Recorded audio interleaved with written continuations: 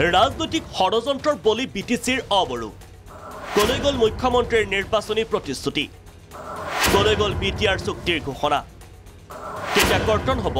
বিটিচিৰ অবৰু গাঁও 2003 চনৰ 10 ফেব্ৰুৱাৰীত গঠন হৈছিল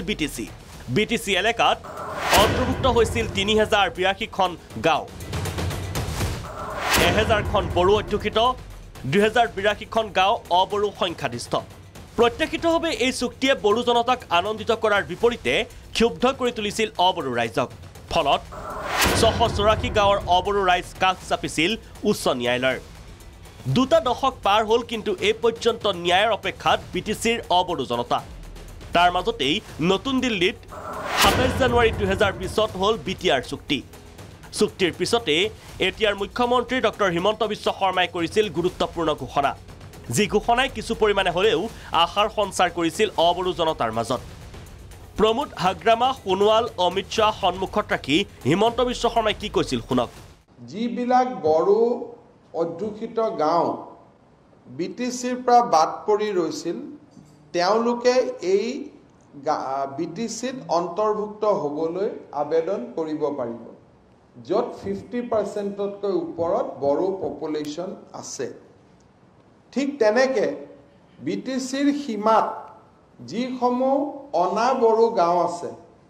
য'ত 50%ৰ ওপৰত অনাবড়ো লোক আছে তেওঁলোকে বিটিচিৰ পৰা ওলাই আহিবৰ বাবেও আবেদন কৰিব পাৰিব বড়ো গাঁওসমূহ সোমাব পাৰিব অনাবড়ো গাঁওসমূহ ওলাব পাৰিব অকল সীমান্তত থকা গাঁও বা বাগিচাসমূহ আৰু এই গোটেই কামখিনি এখন আয়োগৰ জৰিয়তে কৰাৰ সিদ্ধান্ত লোৱা হৈছিল লক্ষণীয়ভাৱে 10 মাহ পিছত হোৱা বিটিচিৰ নিৰ্বাচনতো একেটা প্ৰতিশ্ৰুতিৰে অবড়ো জনতাক আকৰ্ষণ কৰিছিল হিমন্ত বিশ্ব শৰ্মাৰ বিজেপিয়ে আনকি বিটিচিত অবড়ো ৰাইজে দীৰ্ঘদিনৰ দাবী পূৰণ হোৱাৰ আশাত হিয়া উজাৰি ভোট দিছিল বিজেপিক বিটিচিত গুৰুত্বহীন বিজেপিক দিছিল 9খন আসন আনকি পৰিষদীয় নিৰ্বাচনৰ 5 মাহ পিছত অনুষ্ঠিত বিধানসভা নিৰ্বাচনত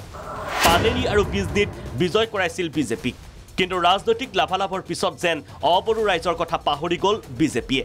ইয়াৰ বিপৰীতে এবছৰৰ পিছত মুখ্যমন্ত্ৰীৰ চকীত বহি হিমন্ত বিশ্ব শৰ্মাই কি কৰিলে শুনক নিৰ্দিষ্ট গাঁও য'ত বড়ো লোকসকল 100% বাস কৰে সেই গাঁওসমূহ আমি বিটিআৰৰ অন্তৰ্ভুক্ত কৰিম সেই পদক্ষেপৰ অংশ হিচাপে ঢেকিয়াজুলি চতিয়া বিশ্বনাথ বিহালী আৰু গহপুৰত 80%তকৈও বেছি বড়ো লোক বাস কৰা 43খন ৰাজহ গাঁও আৰু 17খন বনগাঁওক আমি বিটিআৰৰ লগত সন্নিবিষ্ট কৰাৰ সিদ্ধান্ত